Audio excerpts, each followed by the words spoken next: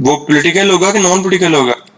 जो हमारे students China पढ़ने जाएंगे वीजाज पे, कल्चरल वीजाज पे, वो पॉलिटिकल होगा कि नॉन पॉलिटिकल होगा? नॉन पॉलिटिकल, ठीक है। अच्छा, अब ये जो रिलेशंस हैं ये भी सेम ही है, इसमें भी कोई डिफरेंस नहीं है, ठीक है। इसमें या कॉपरेशन होगी, वही बात, या क्या होता है, कॉन्फ्लिक्ट होता है। ये मिलता जुलता है, इंटरेस्ट और रिलेशन मिलते जुलते हैं आपस में। और एक्टर्स कौन कौन से हैं? एक्टर्स कौन कौन से हैं? एक स्टेट है। स्टेट किस डेफिनेशन में आएगी, नैरो में कि ब्रॉड में? स्टेट किस डेफिनेशन में आएगी? नैरो में, ठीक है। और non state, non state broad में, ठीक है। अब है level of analysis. Level of analysis, अब लेवल ऑफ एनालिसिस में कोई डिफिकल्टी नहीं है, ठीक है। लेवल ऑफ एनालिसिस ये होता है लेवल ऑफ एनालिसिस ये होता है कि आप आईआर को किस लेंस से देख रहे हैं। आप आईआर को किस लेंस से देख रहे हैं? क्या आप आईआर को इंडिविजुअल लेंस से देख रहे हैं? दूसरा कौन सा था एनालिसिस? हाँ, या आप आईआर को स्टेट लेंस से देख रहे हैं? स्टेट और सोसाइटी बच्चों ऑलमोस्ट सेम ही है, इसमें कंफ्यूज नहीं होना। State and society almost are same, या इसको डोमेस्टिक भी कह लो, दे आर ऑलमोस्ट सेम, ठीक है। और नंबर 3, ग्लोबल लेवल पे आपको बड़ी जगह पे स्टेट और सोसाइटी अलग अलग मिलेंगे, मतलब आपको बाज जगह पे 4 लेवल ऑफ एनालिसिस भी मिलेंगे, लेकिन आपने अपनी ईज के लिए स्टेट, सोसाइटी या डोमेस्टिक लेवल एनालिसिस को सेम ही रखना है, ठीक है। अब मेरी बात सुनो, मोदी आया और मोदी के आने से इंडियन फॉरेन पॉलिसी हिंदुत्वा, मैं इसको हिंदुत्वा पढ़ता हूं, हिंदुत्वा की तरफ मोल्ड हो गई। मोदी आया और इंडियन फॉरेन पॉलिसी हिंदुत्वा के अगेंस्ट मोल्ड होगी। अब मेरी बात सुनो, इसके अंदर आप सारी इंडियन फॉरेन पॉलिसी किस एंगल से स्टडी कर रहे हो? इसका लिंक सारा किसके साथ बना रहे हो? मोदी के साथ। तो ये जो लेवल ऑफ एनालिसिस होगा उसको क्या कहेंगे? इंडिविजुअल लेवल ऑफ एनालिसिस, ठीक है। हिटलर आया और वर्ल्ड वॉर 2 हुई। तो ये जो वर्ल्ड वॉर 2 हुई ये किसके साथ रिलेट हो रही है?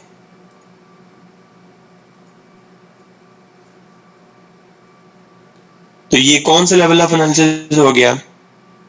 इंडिविजुअल लेवल ऑफ एनालिसिस, ठीक है। हम पाकिस्तानी हैं और हमारी मेजॉरिटी जो है वो सुन्नी है। जी ट्रम्प एग्जांपल है, हमारी मेजॉरिटी जो है वो सुन्नी है और हम अपने शिया भाइयों को अक्सर इग्नोर करके, उनके जज्बात को अक्सर इग्नोर करके सऊदी अरेबिया से जफियां डालते हैं। तो ये कौन सा लेवल ऑफ एनालिसिस है?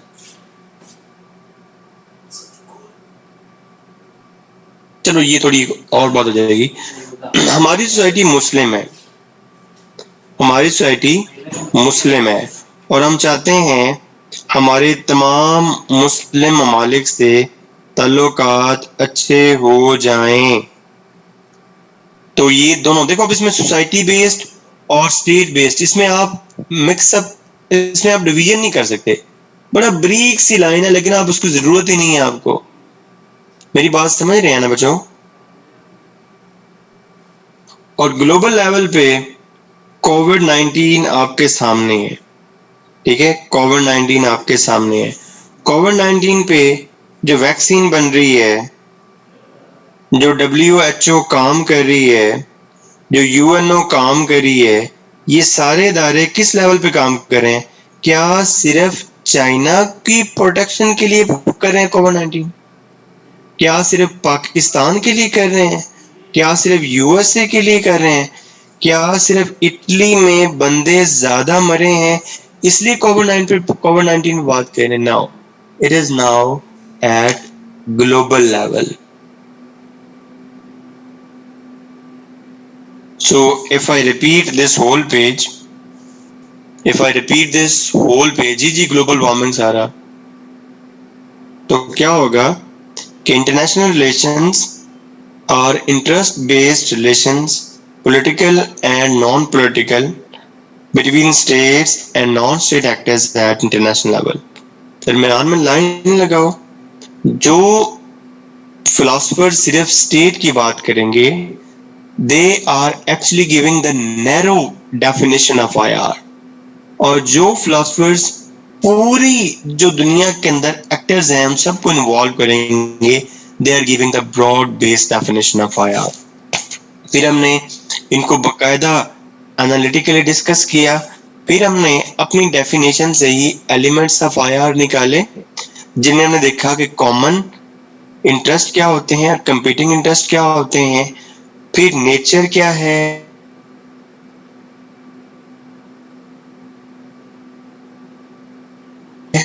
IR को हम देख रहे हैं.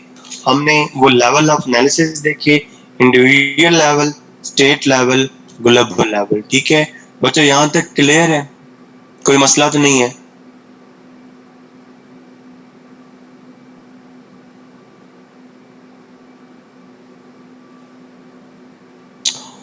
चलो ठीक है. अब अगली बात तुम्हें समझनी ये है कि ये जो मैं बार बार इंटरेस्ट कर रहा हूं, मेरी बात सुनो. इस इंटरेस्ट पे आओ जरा, बच्चे. अभी एप्लीकेशन छोड़ दो, अभी एप्लीकेशन पे नहीं आना. एप्लीकेशन में आपको 5वें लेक्चर के बाद सिखाऊंगा कि सारे नॉलेज की एप्लीकेशन कैसे करनी है. अभी सारे कंसेप्ट समझो, ठीक है? अभी सारे कंसेप्ट समझ लो, ठीक है? जब तुम्हें कंसेप्ट्स आ जाएंगे फिर हम इसकी एप्लीकेशन जाना वो देख लेंगे. बेटा मैं शेयर कर दूंगा नोट्स में बकायदा मैं लाइन लगा के अब आपको बता दिया. आप नोट्स देखेंगे तो फिर आपको सारा पता चल जाएगा. अच्छा थोड़ी ये देखते हैं हम. जी जी सी पैक डोमेस्टिक है. थोड़ा ये देखते हैं कि जो इंटरेस्ट है वो किस चीज पे बेस कर रहे होते हैं. अगर मेरा घर है ये, अगर साथ में जमीला का घर है और जमीला मुझे किसी वजह से ना पसंद है, तो मेरा क्या इंटरेस्ट है, मेरा कौन सा इंटरेस्ट हर्ट हो रहा है, कि मुझे जमीला नहीं पसंद आ रही? वजह क्या है? What are the reasons? क्या जमीला मुझे लिफ्ट नहीं करवा रही, या जमीला मेरे घर के सामने कूड़ा फेंक रही है, या जमीला को कोई और मसला है? What is the issues? ठीक है? या मेरे घर के साथ महविश रहती है और मेरे महविश के साथ बड़े फिट किस्म के ताल्लुकात हैं. कभी महविश मेरे घर में बिरयानी भेजती है, कभी मैं महविश के घर कस्टर्ड भेज देता हूँ, ठीक है? और बड़े जबरदस्त हमारे ताल्लुकात चल रहे हैं. तो what are the interest lies in it? तो पहले बच्चों, it is very important discussion that we are going to do कि इंटरेस्ट को कौन से जो फैक्टर्स हैं वो मेक कर रहे होते हैं.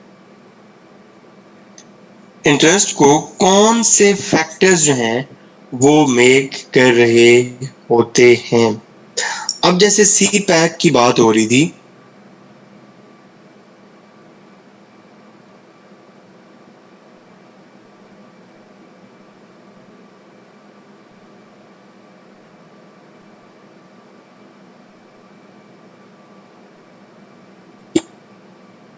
वो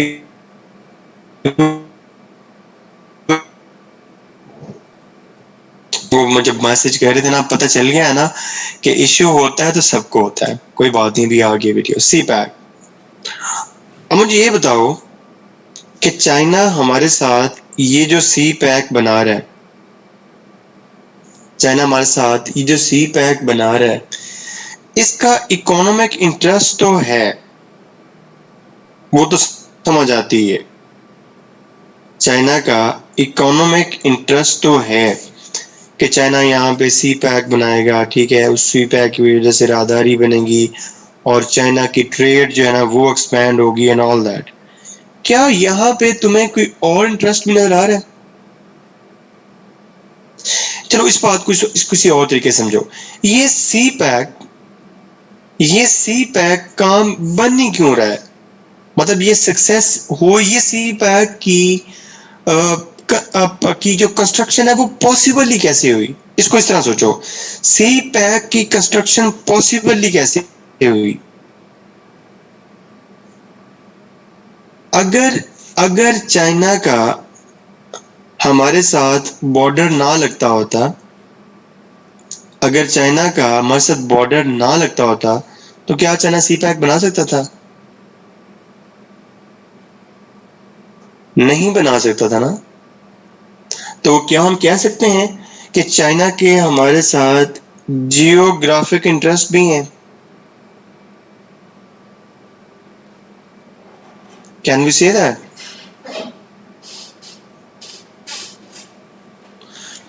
अच्छा, मैं तुम्हें और समझाता हूँ, इस बात को एक और एंगल से समझो। मनरो डॉक्ट्रिन किस किस को याद है? मनरो डॉक्ट्रिन किस किस को याद है?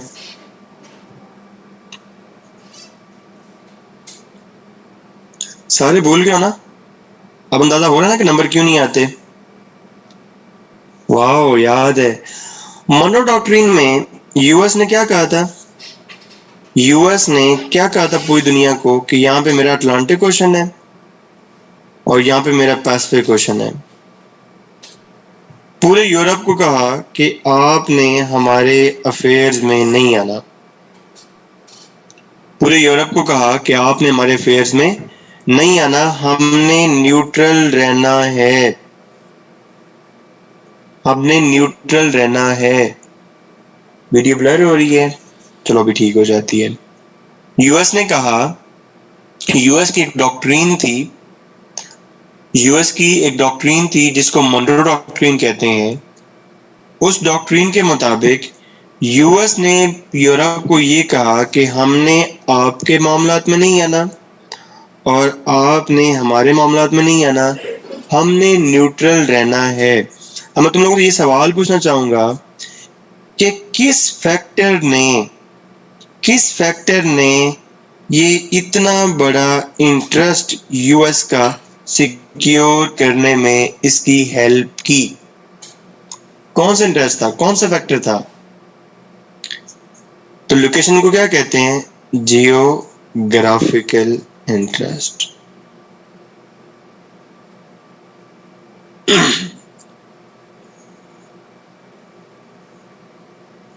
इसको फैक्टर कर लो। हमारा टॉपिक क्या है? मैं तुम्हें पढ़ा रहा हूं कि कौन से फैक्टर्स जो हैं वो किसी भी मुल्क के इंटरेस्ट को शेप देते हैं। तो पहला फैक्टर क्या सीखा तुम लोगों ने? What is the first factor? Geographical factor, geographical factor, ठीक है।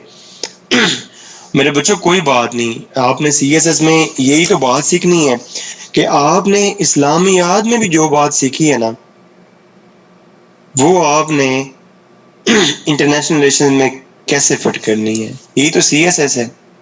जितना नॉलेज है उसको फिट करने की कोशिश करें दूसरी चीजों में।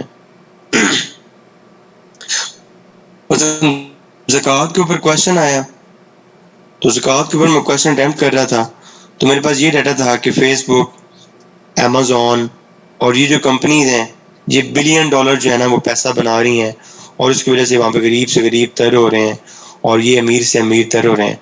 अगर वहाँ पे प्रॉपर ज़कात का सिस्टम होता तो ये ऐसी चीजें ना होती।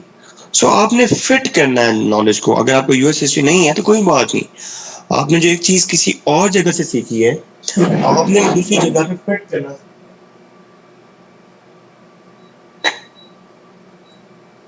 मेरी वो पंजाबी वाली एग्जांपल याद है ना, गुलाम शबीर मेरा सबसे अच्छा दोस्त है। तो ये जियोग्राफिकल फैक्टर क्लियर हुआ।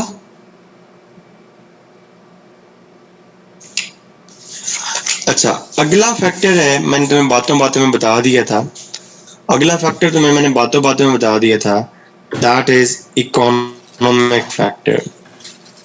और आजकल के दौर में ये सबसे बड़ा फैक्टर है।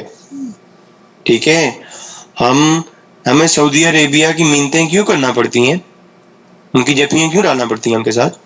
बेशक फिजिकली वो हमारे लिए मुवाफिक नहीं है। हमें यूएस के पास क्यों जाना पड़ता है, हमें चाइना के पास क्यों जाना पड़ता है? इकोनॉमिक फैक्टर्स हैं, इकोनॉमिक फैक्टर्स हैं। ठीक है, number 3, Pakistan Pakistan Muslim countries के साथ रिलेशनशिप एस्टेब्लिश क्यों करना चाहता है? यूएस यूके के साथ रिलेशनशिप क्यों एस्टेब्लिश करना चाहता है? What could be the reason? What could be the reason?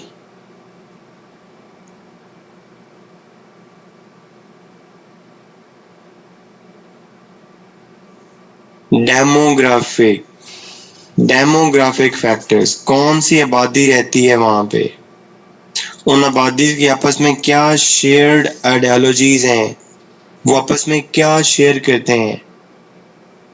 यार डेमोग्राफिक में तो पॉपुलेशन को कह लो, सिंपली कह लो पॉपुलेशन कैसी है वहां पे, उस पॉपुलेशन की आइडियोलॉजी क्या है, वो किसको क्या समझते हैं अपने, मतलब यूएस के यूके के दरमियान क्या रिलेशन था आपस में, शेयर्ड वैल्यूज थी, शेयर्ड कल्चर था।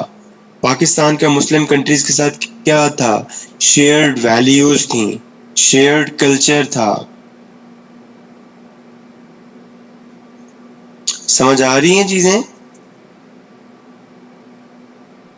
अच्छा, उसके बाद उसके बाद मुझे ये बताओ उसके बाद मुझे ये बताओ कि नेटो की जरूरत क्यों पेश आई? नेटो क्यों बनाना है?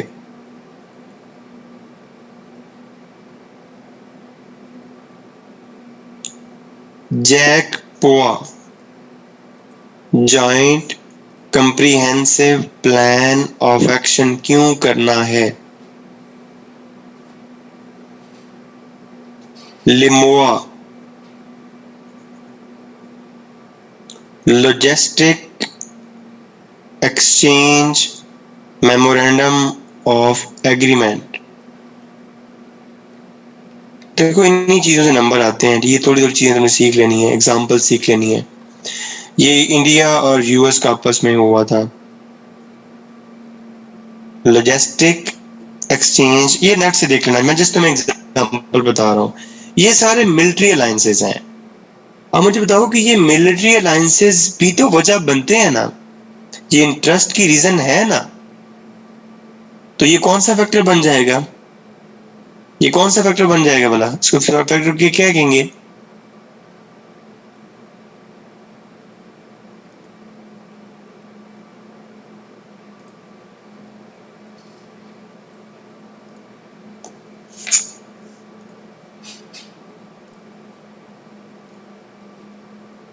The award goes to Ramesh and Saima. ठीक है, आईआर को थोड़ा सा ना आईआर की लैंग्वेज में भी लिखना है, ठीक है ना। तो इस जब भी आपने मिलिट्री का जिक्र करना है ना आईआर में, तो लिखना है स्ट्रेटेजिक। क्या लिखना है? जब भी मिलिट्री की बात है तो क्या लिखना है? स्ट्रेटेजिक। सॉरी समिया, बच्चों तुम लोग स्पेलिंग पे भी गलती कर जाते हो। स्ट्रेटेजिक फैक्टर्स, ठीक है, मिलिट्री नहीं लिखना, स्ट्रेटेजिक फैक्टर, थोड़ा आईआर की लैंग्वेज में जाना वो देख लेना है, ठीक है। अच्छा, अब मेरी बात सुनो, हमने रशिया को जब हम छोटे होते थे, मतलब हमारा पाकिस्तान छोटा होता था, तो हम रशिया के साथ प्यार की पिंगे बढ़ाना चाहते थे, ठीक है। लेकिन जब हम जवान हुए, हमें किसी और ने लिफ्ट करवाई। क्या नाम था उसका, लौंडे का? यूएस। और हमने अपनी सारी मोहब्बत किसको दे दी? सारी मोहब्बत की पिंगे किसके साथ बढ़ा ली? यूएस के साथ, ठीक है। अब जब यूएस कभी हमें धत्कारेगा कि तुम दफा हो जाओ, मैं तुम्हें ब्लॉक कर रहा हूं, और हम, क्या नाम था वो यार उस लड़की का, मेरे पास तुम हो, नाजिश, क्या नाम था उसका, महविश, महविश। तो महविश जब वापस जाने की कोशिश करेगी, महविश जब वापस जाने की कोशिश करेगी, लड़के का क्या नाम था, दानिश के पास। महविश जब दानिश के पास वापस जाने की कोशिश करेगी, ठीक है, तो दानिश एक्सेप्ट करेगा महविश को? दानिश एक्सेप्ट करेगा महविश को? नहीं करेगा ना। इसकी वजह क्या है? What is the reason, what is the reason, what is the interest, what is the actual interest lies in बेवफाई, ठीक है। उस बेवफाई को क्या लिखोगे, उस बेवफाई के फैक्टर को क्या लिखोगे, लिखोगे कैसे आईआर में? हाँ, हिस्टोरिकल, साइकोलॉजिकल फैक्टर। ये कभी भूलना नहीं चाहिए, ये बड़ा इंपॉर्टेंट फैक्टर है, ये बहुत इंपॉर्टेंट फैक्टर है, ठीक है। इस हिस्टोरिकल या साइकोलॉजिकल फैक्टर।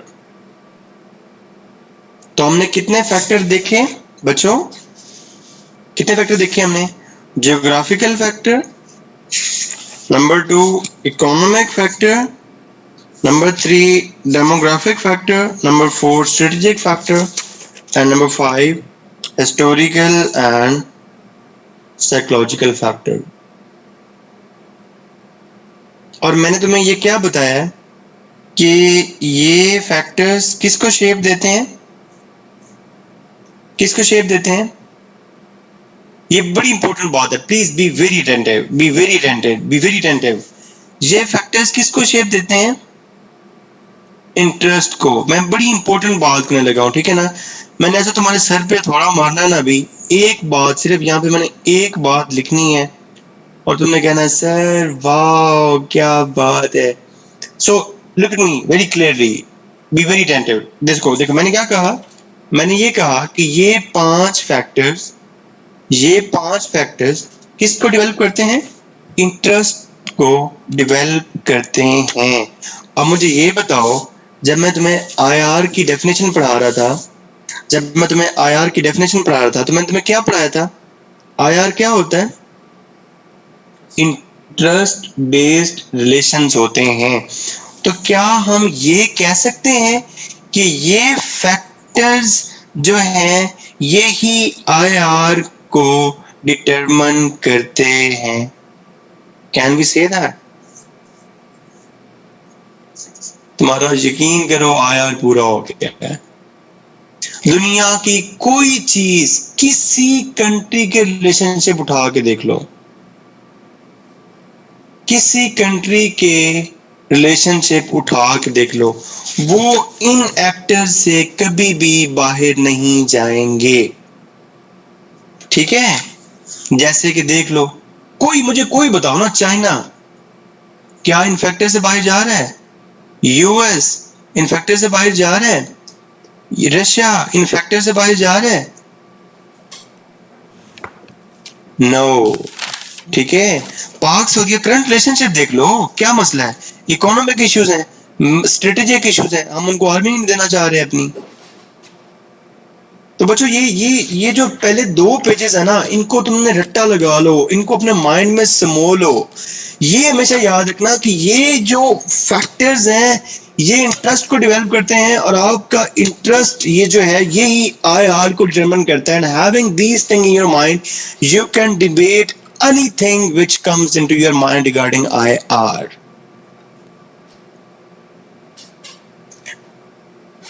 आईआर अच्छा पढ़ाता हूँ कि नहीं पढ़ाता हूँ? है? बताओ ना, फिट है ना? जबरदस्त। चलो आगे चलते हैं, फ्रेश हो गया ना, चलो आगे चलते हैं। ठीक है, अच्छा अब है इसकी एवोल्यूशन, कि आईआर की एवोल्यूशन कैसे हुई। आईआर की एवोल्यूशन कैसे हुई, हाउ आईआर इवॉल्व। तो इसके ऊपर मल्टीपल चीजें आपको देखने को मिलेंगी। आपने परेशान नहीं होना, आपने अपनी डेफिनेशन याद रखनी है। आपने अपनी डेफिनेशन याद रखनी है। मैंने आपको आईआर की डेफिनेशन में क्या बताया है कि आईआर के कितने पर्सपेक्टिव हैं? दो, नैरो और ब्रॉड।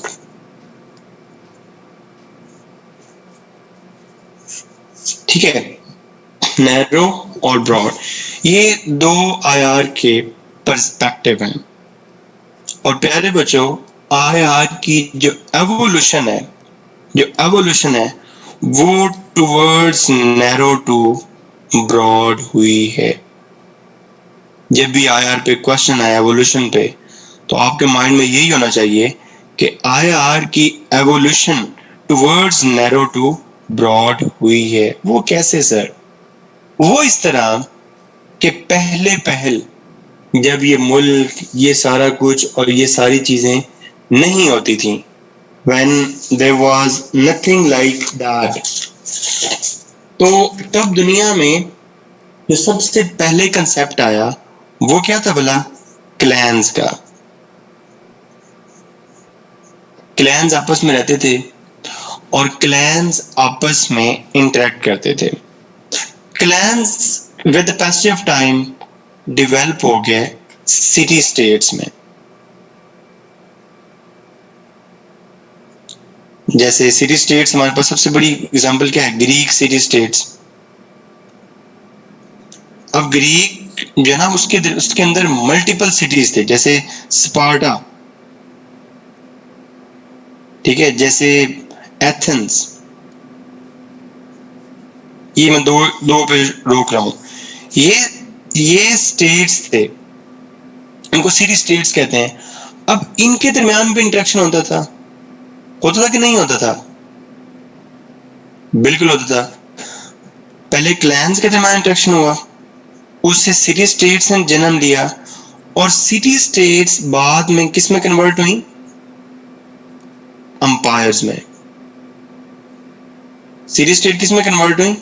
अंपायर्स में कन्वर्ट हुई। जैसे किसी अंपायर का नाम बताओ मुझे, दो बड़ी बड़ी अंपायर्स का नाम बताओ। रोमन अंपायर नहीं, रोमन अंपायर एक और चीज है। रोमन अंपायर मैं बताता हूँ, ऑटोमन अंपायर जैसे कह लो, जैसे पर्शियन अंपायर कह लो।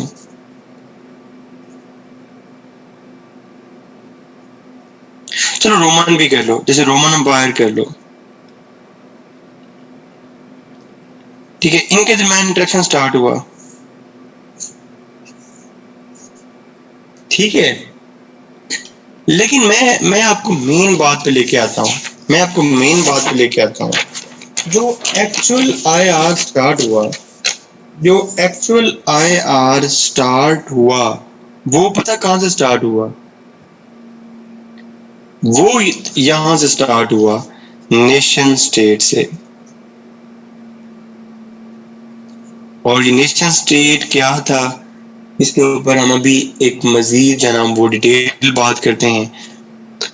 नेशन स्टेट से आईआर स्टार्ट तो हुआ, नेशन स्टेट से आईआर स्टार्ट तो हुआ, लेकिन अभी तक सारा का सारा आईआर नैरो रहा।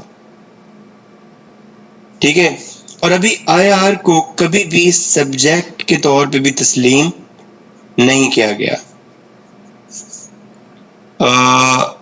सरमद, मैं नेशन स्टेट के ऊपर ना पूरी 2 घंटे की डिबेट करनी है, ठीक है, इसलिए मैं नेशन स्टेट को थोड़ा इग्नोर कर गया हूँ। नेशन स्टेट के ऊपर पूरी जो ना वो 2 घंटे की तकरीर करनी है, ठीक है, तो परेशान नहीं होना, ठीक है। ये समझ लो कि आईआर को समझने के लिए, आईआर को समझने के लिए जो आपकी बाइबल है वो पता क्या है? आईआर को समझने के लिए आपकी बाइबल पता क्या है? Nation state. हम आज ही नेशन स्टेट पढ़ेंगे और जिस बंदे को नेशन स्टेट समझ आ गया ना उसको आईआर समझ आ जाएगी। मैं बस इसलिए इसको शॉर्ट कर दिया, ठीक है। अच्छा, अभी तक भी आईआर एज ए सब्जेक्ट जो है उसको नहीं माना गया। दुनिया में एक सीन हुआ बहुत बड़ा, दुनिया सोच भी नहीं सकती थी कि क्या ऐसा भी हो सकता है। उस सीन को कहते हैं वर्ल्ड वॉर वन। जब लोग आपस में लड़े और मिलियंस ऑफ द पीपल फौत हुए, तो उस टाइम जो लोग थे, जो लोग थे जो बच गए, वो आपस में बैठे और उन्होंने मिलकर सोचा कि यार ये क्यों हुई है वॉर, जंग क्यों हुई है, व्हाट वर द रीजंस, ऐसा क्या हुआ था कि हम आपस में लड़ी पड़े, why we for the war, why we for the war. तो इस व्हाई ने, हमने जंग क्यों लड़ी, इस व्हाई ने नंबर ऑफ रीजंस को डेवलप किया। ये रीजन थी, ये रीजन थी, ये रीजन थी, ये रीजन थी, ये रीजन थी, ये रीजन थी। और अल्हम्दुलिल्लाह तुम्हारे आयार का पैकेज इतना वंडरफुल है ना कि हम ये सारी रीजंस भी देखेंगे जब टाइम आएगा। लेकिन अभी जो बात समझने की है कि जब वो इन रीजंस की स्टडी कर रहे थे कि वर्ल्ड वॉर वन क्यों हुई, ये हो जाए ना, तो उस रीजंस की स्टडी ने किसको जन्म दिया एज ए सब्जेक्ट?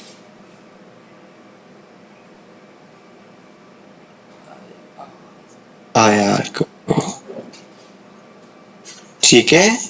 तो उस रीजंस ने आईआर को जन्म दिया। लेकिन अभी भी आईआर नैरो रहा, अभी भी आईआर नैरो रहा।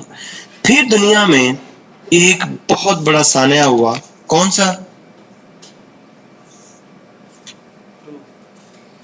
World war two. World war two हुआ।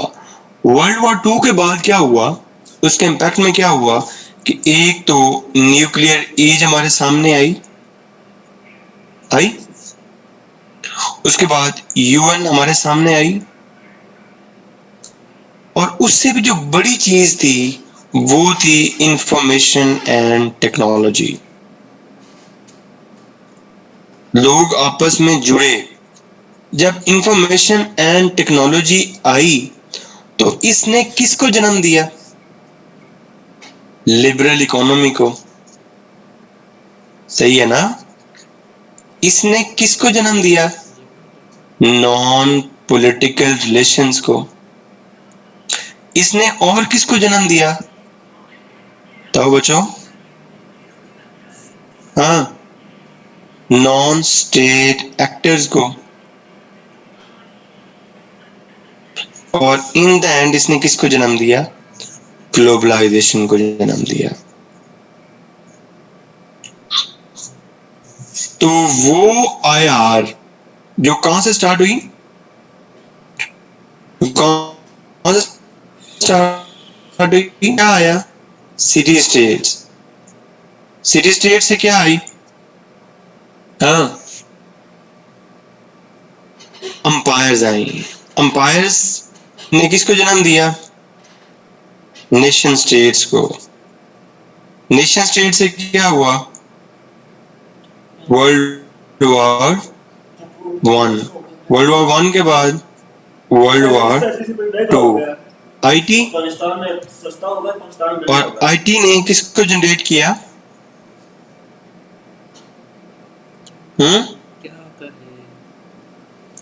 ग्लोबलाइजेशन को। तो ये जो क्लैन से, ये जो क्लैन से ग्लोबलाइजेशन का सफर है, ये जो क्लैन से ग्लोबलाइजेशन का सफर है, ये असल में क्या है?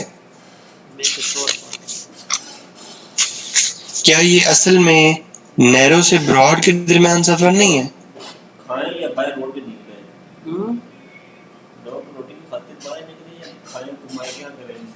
तुम लोग ए से जी को कनेक्ट कर पाए हो? हक ले कि वो सस्ती तो हो जाए ना। क्लियर? देख लेना।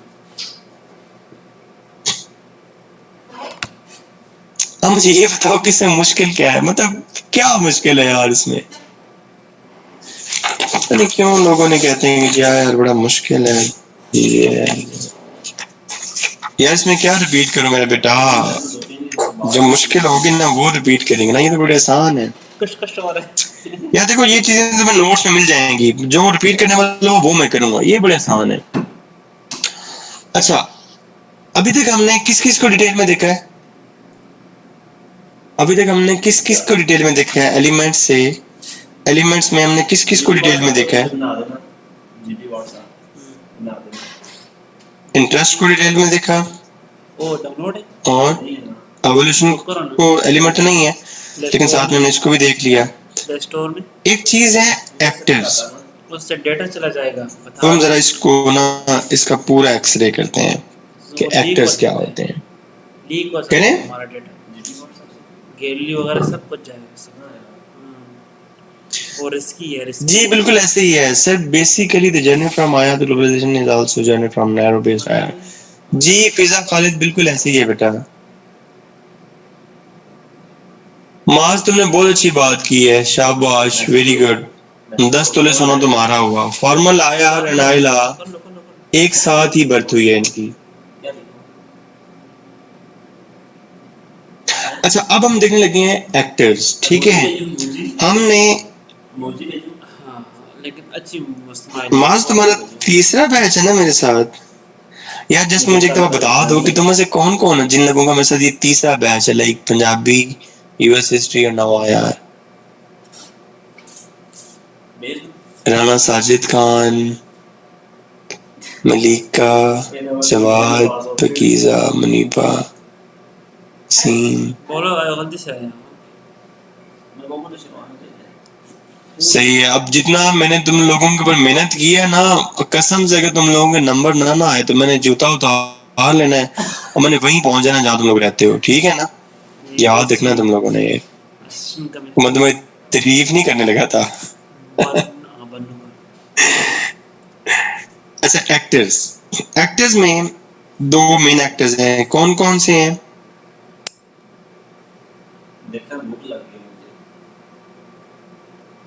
स्टेट एक्टर्स और नॉन स्टेट एक्टर्स।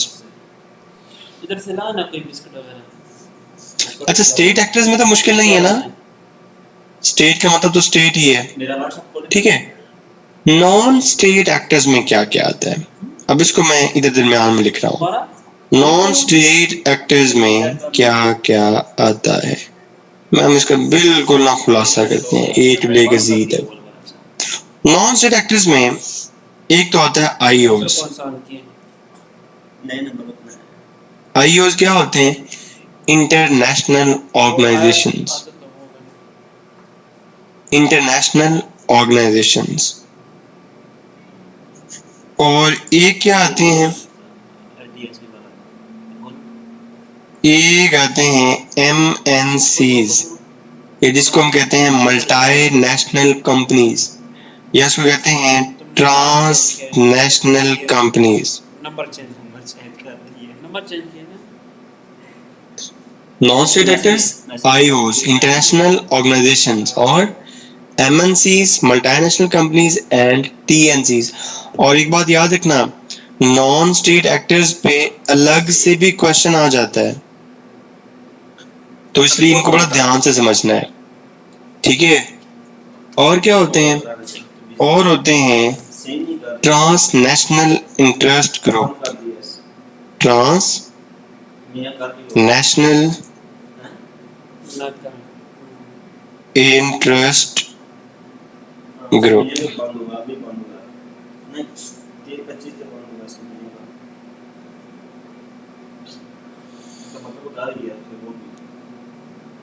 दोनों का बंद हो गया। ऑफलाइन हो गए, यानी सड़क हुआ है। क्या मतलब? दोनों आपस में लग गए, मैं कह रहा हूँ कि नहीं। अच्छा मैं ये बताऊं कि ट्रांस का मतलब क्या होता है? What is meant by this word trans? पहले तो इसको देखते हैं ना, ट्रांस का क्या मतलब होता है। ये मैंने लिखा ट्रांस नेशनल कॉर्पोरेशन, यहाँ पे मैंने लिखा trans national interest. What is meant by trans?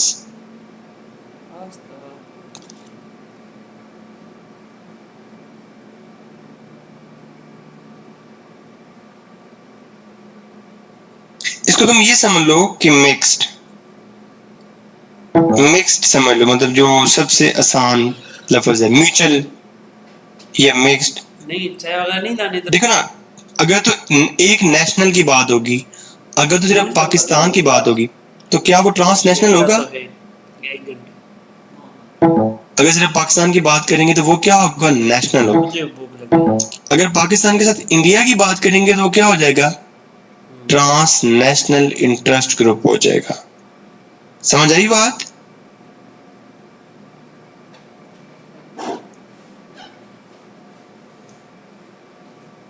उसके बाद ये जो मोमबत्ती वाली आंटी हैं, international media and civil society, ये भी आजकल बड़ा एक्टर है कि नहीं है? मेरा जिस्म मेरी मर्जी, ये वो एंड ऑल दैट। वैसे I am very big feminist, मुझे अंडरएस्टिमेट नहीं करना, जिसमें समझाने के लिए कह रहा हूँ, ठीक है? और टेररिस्ट ऑर्गेनाइजेशंस, हाँ हाँ आप कह सकते हैं।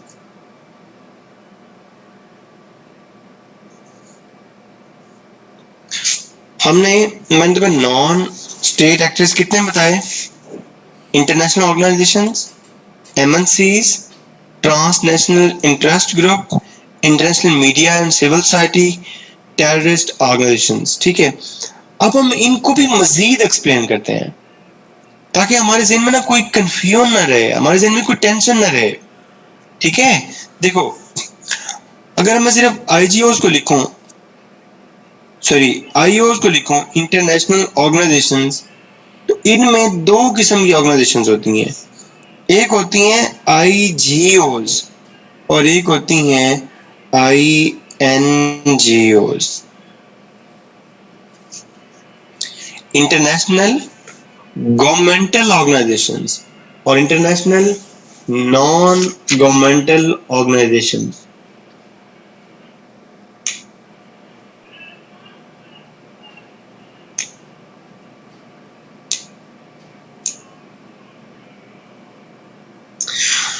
अब मेरी बात सुनो, जैसे इंटरनेशनल गवर्नमेंटल ऑर्गेनाइजेशन है, जैसे यूएनओ की बात करते हैं। अच्छा पुत्री, ये ना छोटी सी एक टेक्निक सीखनी है कि छोटी सी बात को लस्सी की तरह बढ़ाना कैसे है, और उसको बढ़ाना भी इस तरह है कि वो रेलिवेंट लगे। आई रिपीट, छोटी सी बात को बढ़ाना कैसे है और बढ़ाना भी इस तरह है कि वो रेलिवेंट लगे। अब आईजीओस को हम बढ़ाते हैं, मुझे ये बताओ कि आईजीओस बनाता कौन है? स्टेट बनाती है। इस बात पे एग्री करते हो? यूएन को कौन बनाएगा? वो स्टेट किसके जरिए किस तरह बनाएंगी? ऐसे यूएन बन जाएगी। वो स्टेट आपस में बैठेंगी तो क्या कोई फॉर्मल ट्रीटी करेंगी कि नहीं? रेलिवेंसी एस्टैब्लिश हो रही है। आईजीओस क्या है? आईजीओ स्टेट्स बनाती हैं एक फॉर्मल ट्रीटी के जरिए। क्या उस फॉर्मल ट्रीटी के जरिए उसका कोई फॉर्मल स्ट्रक्चर एस्टैब्लिश होता है?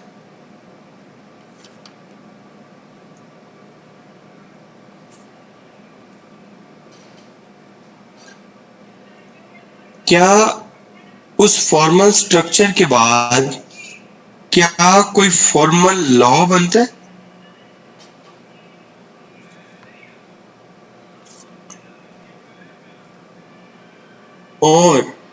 और उसको जो सबसे बड़ी चीज होती है नाम आ गया। वो होती है कि यूएन की मिसाल लेते हैं कि सारी स्टेट्स ने मिलकर कहा कि यूएन बनानी है, ठीक है?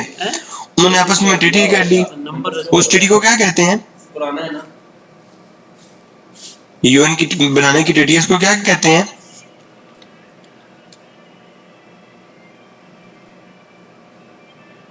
कन्वेंशन या चार्टर, यूएन चार्टर, ठीक है, उसका स्ट्रक्चर डिफाइंड है कि नहीं है?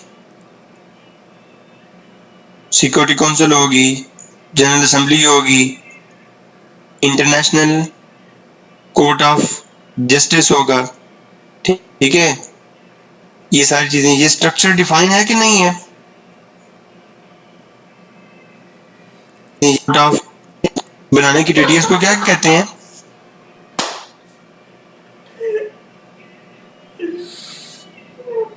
कन्वेंशन या चार्टर, यूएन चार्टर, ठीक है, उसका स्ट्रक्चर डिफाइंड है कि नहीं है? सिक्योरिटी काउंसिल होगी, जनरल असेंबली होगी, इंटरनेशनल कोर्ट ऑफ जस्टिस होगा, ठीक है, ये सारी चीजें, ये स्ट्रक्चर डिफाइन है कि नहीं है? और उसको कौन सा लॉ गवर्न कर रहा है? कौन सा लॉ गवर्न कर रहा है?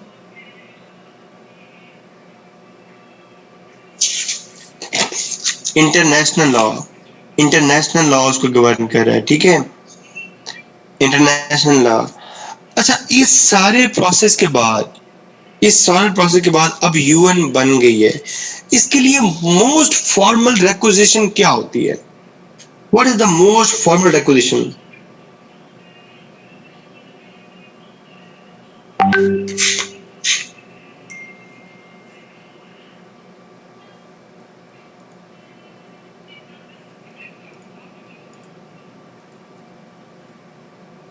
शाबाश, ठीक है, ऑलमोस्ट वंडरफुल। लेकिन इसको मुझे आईआर की लैंग्वेज में बताओ, इसको आईआर की लैंग्वेज में बताओ, आईआर की लैंग्वेज में।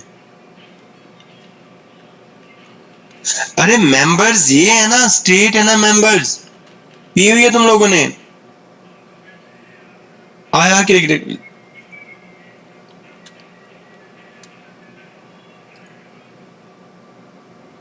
शाबाश, वेरी गुड। रिकॉग्निशन, इसको रिकॉग्निशन या रेटिफिकेशन।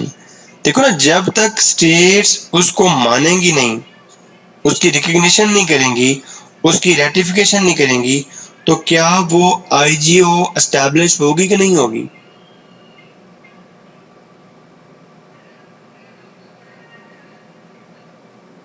तो समझ आई आईजीओ क्या होता है? क्या हमें बस सारी जिंदगी कहानी है सुनी है? समझ आया आईजीओ क्या होता है?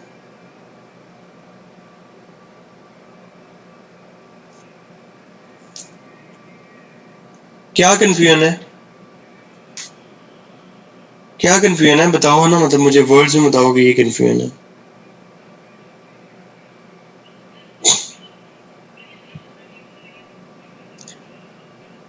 अच्छा, आईएनजीओ में क्या होता है? आईएनजीओ में क्या होता है? रेटिफिकेशन बेटा ये होता है कि क्या जो वो ऑर्गेनाइजेशन बन गई है, यूएन बन गई है, यूएन का क्या कोई मेंबर यूएन को रिकॉग्नाइज किए बगैर यूएन का पार्ट बन सकता है? मैं रिपीट कर रहा हूँ, क्या कोई कंट्री यूएन को रिकॉग्नाइज किए बगैर, उसका चार्टर साइन किए बगैर उसका मेंबर बन सकता है?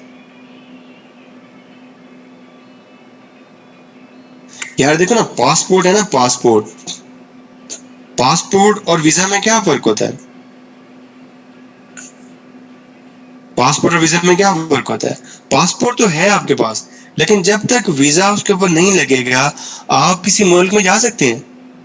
आपके पास पाकिस्तानी पासपोर्ट है, आपके पास यूएस वीजा नहीं है, तो क्या आप यूएस जा सकते हैं?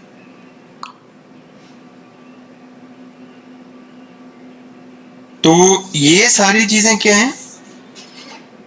ये है पासपोर्ट, और ये क्या है? This is called visa. Got it? लोग कोई पट्टो, बस ये कोई चीजें इतनी मुश्किल नहीं है जिसके लिए मुझे मिसालें ढूंढनी पड़ रही है। कोई हया करो, बहुत पढ़ना है हमने, मारा बहुत पढ़ना है, छोटी छोटी चीजों पे ना रुको। आईएनजीओस क्या होते हैं? हद ये कि टीना प्रकाश भी पूछ रही है, जो डॉक्टर है, और मतलब मैं क्या कहूँ। टीना क्या खाया आपने? अच्छा, आईएनजीओस क्या होते हैं? तभी तो उसके पीछे पड़ा है। जिसमें मेंबर्स कौन होते हैं, मैसेज कर लो। इंडिविजुअल या ग्रुप्स। मेंबर्स कौन होते हैं, इंडिविजुअल या फिर तो उस दिन जो मिले थे वो ग्रुप्स कर मेंबर लेना होते हैं, यार। ठीक है। वो और इसके साथ जो सबसे इम्पोर्टेंट चीज होती है वो ये होती है कि ये मोर देन वन कंट्री में सर्व कर रहे हो। इसकी तस्वीर डीपी पे लगा रहा है। क्यों, इंटरनेशनल है ना भाई। एनजीओ का नाम सुना है ना, एनजीओ नेशनल होती हैं, सॉरी नॉन गवर्नमेंटल ऑर्गेनाइजेशन का नाम सुना है ना, मतलब जो विद इन स्टेट होती हैं। ये INGO, international non governmental organisation, इसलिए ये मोर देन वन कंट्री में होगी। लेकिन ये जिस भी कंट्री में जाएगी, ये जिस भी कंट्री में जाएगी, इसका भी वीजा क्या है, ये तो उसका पासपोर्ट हो गया ना, इसका वीजा क्या है।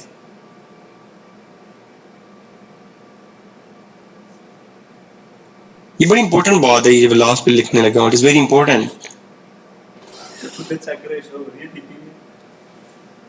उल्लू के पट्टो, क्या ये किसी कंट्री की मर्जी के बगैर कहीं पे जा सकते हैं। नहीं होगी। ये हो जाएगी। WWF या जितनी भी ये ऑर्गेनाइजेशंस हैं, क्या स्टेट की मर्जी के बगैर ये ऑपरेट कर सकती हैं। नंबर ही बंद है। तुमने इतनी दफा सुना होगा कि ऑक्युपाइड कश्मीर के अंदर, ऑक्युपाइड कश्मीर के अंदर वो ऑक्यु ये किसी कंट्री की मर्जी के बगैर कहीं पे जा सकते हैं। WWF या जितनी भी ये ऑर्गेनाइजेशंस हैं, क्या स्टेट की मर्जी के बगैर ये ऑपरेट कर सकती हैं। सही रहा। तुमने इतनी दफा सुना होगा कि ऑक्युपाइड कश्मीर के अंदर, ऑक्युपाइड कश्मीर के अंदर वो इंटरनेशनल ऑर्गेनाइजेशंस को काम नहीं करने दे रहा इंडिया। सुना नहीं है, सुना है ना। तो consent of state is very important, message भेज दो। Consent of state is very important. अब मुझे ये बताओ कि तुम्हारा एक हेड जो था आईओज, वो क्लियर हुआ कि आईजीओज में क्या फर्क होता है और आईएनजीओज में क्या फर्क होता है। चौकस हुआ कि नहीं हुआ। नया शो हो रहा है ना। इसमें मेरा नाम शम तो नहीं आ रहा कुछ, बस तो भी ये उसके बाद दूसरा हमारा क्या था, दूसरा नॉन स्टेट एक्टर क्या था, ये नंबर मेरा एमएनसीज और टीएनसीज। ये तुम्हें पता ही है, जैसे मैकडोनल्ड है, क्या है, एमएनसी है। जैसे एक्सन मोबाइल है, एमएनसी है। नहीं, जैसे कि एप्पल है, एमएनसी है। इसके कौन कौन से कैरेक्टरिस्टिक्स हैं। Number one, more than one country. पता। हाँ, कंसेंट ऑफ स्टेट। सोने दो। ओन कौन कर रहा है, ओन कौन कर रहा है इनको। पहले ये बताओ कि आईएनजीओ को ओन कौन कर रहा है, आईएनजीओ को ओन कौन कर रहा है, इंडिविजुअल या फिर ग्रुप्स। आईएनजीओ पूछ रहा हूँ, आईजीओ नहीं पूछ रहा, आईएनजीओ पूछ रहा हूँ। इंडिविजुअल या ग्रुप। गाली भी देता है। लोग को पट्टा गाली टीचर। चलो अब तुम्हारे ना नॉलेज का पता चलता है। जी इंसान। ये हमने क्या लिखा, ये किसकी रिक्वायरमेंट्स हैं, एमएनसीज की रिक्वायरमेंट्स हैं, ठीक है। आईएनजीओ की रिक्वायरमेंट्स क्या थी। Number one, more than one country, consent of state और इंडिविजुअल ग्रुप। इनमें फर्क क्या है, what is the difference. More than one country, एक कंट्री से ज़्यादा, कंसिस्ट ऑफ द स्टेट, एक जिसकी परमिशन चाहिए, इंडिविजुअल ग्रुप और कोई खास ग्रुप होना चाहिए।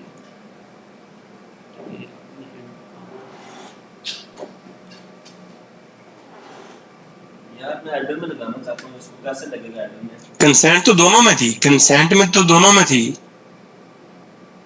सही है ये सही है नहीं क्यों? और क्या करना है? इसको एडमिन करना है, इसको सिर्फ इस पे मैसेज एडमिन में रखना है। किससे? शहरयार एंड जवाद, एडमिन में रखना है। 5 तोले सोना आपका शो ना हो सामने। और 5 तोले सोना जवाद का। ये पकड़ा है। बच्चों INGO जो हमेशा होती हैं वो नॉन प्रॉफिट होती हैं। INGOs नॉन प्रॉफिट होती हैं, नॉन प्रॉफिट होती हैं। और जो MNCs होती हैं वो प्रॉफिट मेकिंग ऑर्गेनाइजेशंस होती हैं। इसके अलावा इनमें कोई डिफरेंस नहीं है। और इंटरेस्टिंग बात यह है कि ये बड़े बड़े महान योद्धा को ये नहीं पता होता कि INGOs और MNCs में क्या फर्क है। Very good Shahryar and Jawad, ठीक है बच्चों। अब इसके बाद तुम्हें क्लियर हुआ, क्लियर माइंड में हुआ कि नहीं हुआ? फिर किधर जाएगा पता है? हाँ। इसके अंदर डन। मतलब कुछ बाहर निकालता हूँ फिर। तो पेपर में ऐसे लिखना है, ठीक है ना, डिटेल में पता चलेगा यार किसी ने पेपर किया। वैसे तो आएगा ना? हाँ, आता है इसके अंदर ऊपर होता है। ये देख मेरे वाले छी आए हुए हैं। हाँ, बस अच्छा अब हमारा तीसरा क्या था? What was the third one? इसको भी कहूँगा एडमिन लगा दो। What was the third one? बताओ। हाँ जी बेटा, MNCs नहीं नहीं, ट्रांसनेशनल इंटरेस्ट ग्रुप।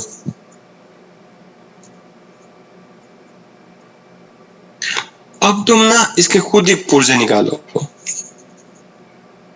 तुम उसके खुद ही पुर्जे निकालो। इसकी पहली रिक्वायरमेंट क्या है? More than one country.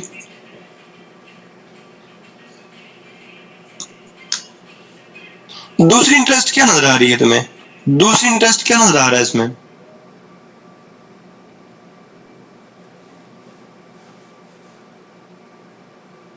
जी पकीजा, ग्रुप्स तो हैं, मेन बात क्या नजर आ रही है?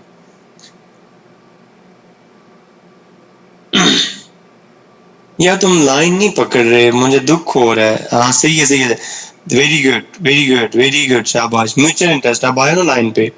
म्यूचुअल इंटरेस्ट है, म्यूचुअल इंटरेस्ट है बच्चों। दूसरी बात है mutual interest, mutual interest.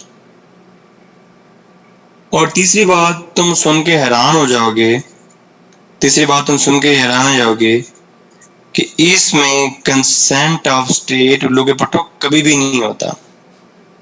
Consent of state कभी भी नहीं होता। मैं तुम्हें बताता हूं, देखो वो इदारे जो दो चीजों के लिए काम कर रहे हो, या अपनी शनाख्त को बचाने के लिए एथनिक मूवमेंट चला रहे हो, या अपनी शनाख्त को बचाने के लिए एथनिक मूवमेंट चला रहे हो, या अपने रिलीजन को बचाने के लिए रिलीजियस मूवमेंट चला रही हो, उनको क्या कहते हैं? Transnational interest group. तुमने कुर्द का नाम सुना है?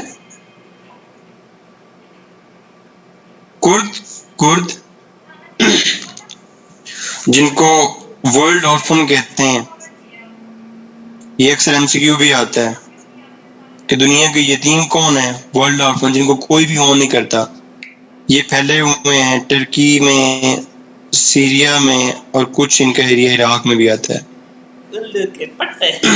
मेरे बच्चों मेरी बात सुनो, मेरी बात सुनो। क्या ये मोर देन वन कंट्री में फैले हुए हैं? क्या इनका म्यूचुअल इंटरेस्ट है? और ये तीसरी बात तुम्हें एक्सेप्ट नहीं कर पा रहे होगे, लेकिन अब तुम्हें समझ आई कि इसमें कंसेंट ऑफ स्टेट नहीं होता, because they are non state actors, they are non-state actors, so interest of the state is not involved. और मैं दिल में खुश हो रहा हूँ कि वाकई समझ आ रही है, क्योंकि ये चीजें होती है बंदा ऐसे ही इनके ऊपर से गुजर जाता है, लेकिन इनके एक्चुअल मीनिंग्स नहीं पता होते कि यार क्या इनके मीनिंग्स है। So are you getting the meanings or not?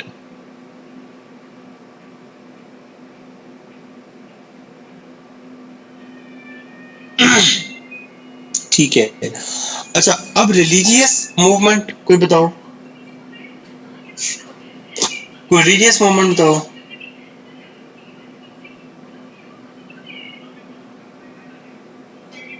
Yes, जैसे जायनिस्ट हैं, जायनिस्ट सबसे बड़ी है, यहूदी, यहूदी सबसे बड़ा रिलीजियस मूवमेंट। अहमदी कर लो, आरएसएस कर लो, कैथोलिक चर्च कर लो, इवन कैथोलिक। अब देखो ना, तुम्हारा यकदम यहाँ पे ज़हन में आया होगा मुसलमान। मैंने एक भी मुसलमान नहीं लिखा, ताकि तुम्हें पता चले कि दुनिया में रिलीजियस मूवमेंट सिर्फ मुस्लिम बेस्ड नहीं है। Religious movement in the world are not only Muslim based. There are multiple movements going on in the world that are purely based on religion.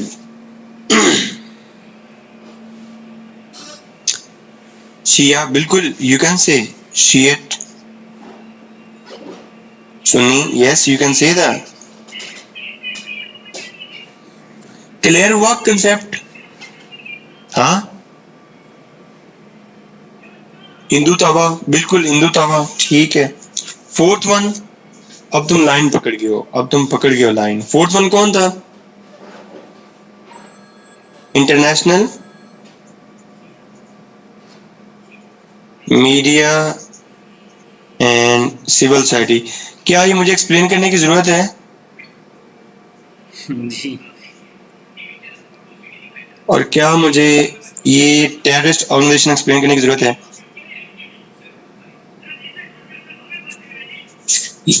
तो क्या तुम्हारे एक्टर्स क्लियर हुए? तुम्हें एक्टर्स चौकस हुए कि नहीं हुए? राधे पुत्री, ये सिंपल से हैं, इसमें कोई भी मुश्किल नहीं है बेटा। चलो, अब हम सम करें। हमने जितना कुछ पढ़ा है हम उसको सम करें कि रहने दें? ये बस मुझे ये बताओ, ताकि ना फिर सबको राजी होना चाहिए। सम करें एक दफा, मतलब जितना पढ़ा उसको सम कर दो। चलो ठीक है, सारे कह रहे हैं तो कर देते हैं। ठीक है, ठीक है, लेकिन अभी जितनी दफा रिपीट हो रहा है ना, तुम्हें ये भूलना नहीं चाहिए, भूलना नहीं चाहिए। चलो बताओ, इंटरेस्ट कौन कौन से थे? इंटरेस्ट कौन कौन से थे? जियोग्राफिकल, डेमोग्राफिक, स्ट्रेटेजिक, और कौन से थे? साइकोलॉजिकल और हिस्टोरिकल। ऐसे ही है।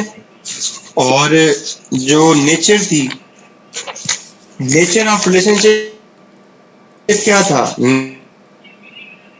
नेचर ऑफ पॉलिटिकल और नॉन पॉलिटिकल। और नेचर ओपन भी थी बाहर जगह पे, और बाहर जगह पे नेचर क्या थी? नैरो थी। और रिलेशंस क्या थे? रिलेशंस क्या थे? कॉपरेशन और कॉन्फ्लिक्ट। एक्टर्स कौन कौन से थे? Actors, state, number 2 IGOs, number 3 INGOs, number 4 MNCs, number 5 terrorist organizations, 6 ethnic groups, 7 media, 8 religious, और लेवल ऑफ एनालिसिस कितने हैं?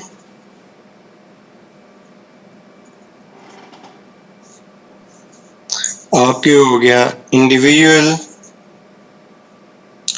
सोसाइटी या स्टेट, और ग्लोबल।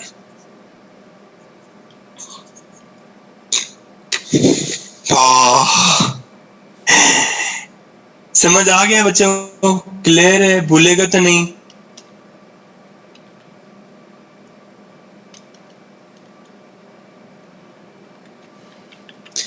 सिविल सोसाइटी बच्चों वही है जो मतलब जैसे ये बीबीसी वगैरह है या ये मोमबत्ती वाली आंटियां हैं और ये जो सारी चीजें हैं दे आर सिविल सोसाइटी। इसमें क्या मुश्किल है? हम्म। टेररिस्ट ऑर्गेनाइजेशन तुम्हें पता है?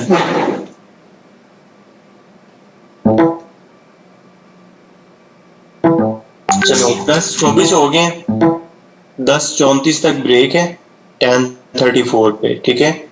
10:34 तक ब्रेक है, ब्रेक लो और इसके बाद फिर हम स्टार्ट करते हैं। और ब्रेक के बाद हम बड़ा इम्पोर्टेंट टॉपिक स्टार्ट करने वाले हैं। ओ हाँ, ब्रेक हो भी गई, आधी 1.5 घंटा हमने पढ़ लिया है। स्टेटस पे लगाऊं? अच्छा जी बताओ, पता चला 1.5 घंटे का? स्क्रीनशॉट लेके लगाऊं? अब लगा नहीं स्पीकर। तुम लोग खुश होना मुझसे यार। हम सॉरी, मुझे कराची जाना पड़ गया और तुम लोगों की क्लासेस लेट हो गई, लेकिन मैं इंशाल्लाह टाइम पे खत्म करूंगा, ठीक है। मेरे दिल में था कि बच्चे थोड़े थोड़े दिल में नाराज होंगे क्या मतलब? कि यार ये क्या बात है, लेट हो गया ये ऐसा वो, कुछ कर सकता है। लेकिन इंशाल्लाह मैं कवर करूंगा, हम टाइम पे कवर कर लेंगे, ठीक है। जो कि बात क्या मतलब? चलो ठीक है, ब्रेक अप टू 10:35, तो फिर हम स्टार्ट करते हैं, ठीक है।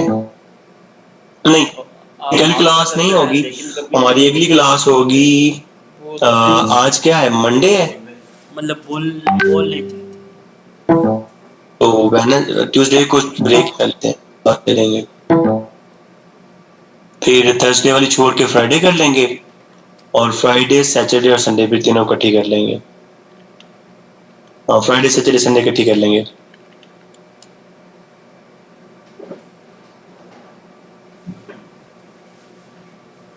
चलो ब्रेक शेक लो, तो फिर हम पढ़ते हैं। हाँ, ब्रेक के बाद हम नेशन स्टेट सिस्टम पढ़ने लगे हैं, तो it is very important, be very active, कुछ खा पी के अच्छा है ना, तो we are making base of it. Mithu यार, ये ना मीटिंग ना लीव किया करो तुम लोग, जब ब्रेक लेते हो ना तो मीटिंग वैसे चलने दिया करो। 34 साल बहुत गलत लिखी है, 34 साल।